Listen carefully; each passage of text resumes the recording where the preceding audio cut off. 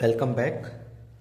So we have given this equation b multiplied by b multiplied by b 3 times is equal to b plus b plus b, and we need to solve this equation fully. It means we need to find out all possible roots of this equation.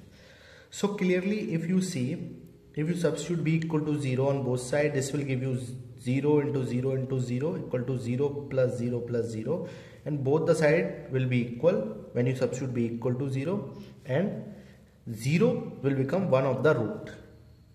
Now can you guess another root?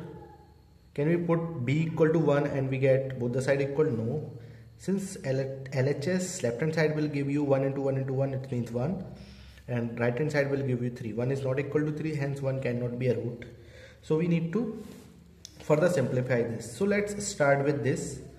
B into b into b, it means b cube, and b plus b plus b is equal to 3b. When we shift 3b on the other side, we will get minus 3b. Now b is common, so this will give you b square minus 3 equal to 0. Very good.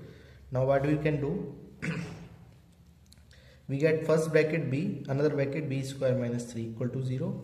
When we set b equal to 0, the first bracket side equal to 0, this will give you first root. We have already discussed that. Now if you see this b square minus 3 equal to 0, so I hope you have heard about a formula a square minus b square, which is gives a minus b and a plus b.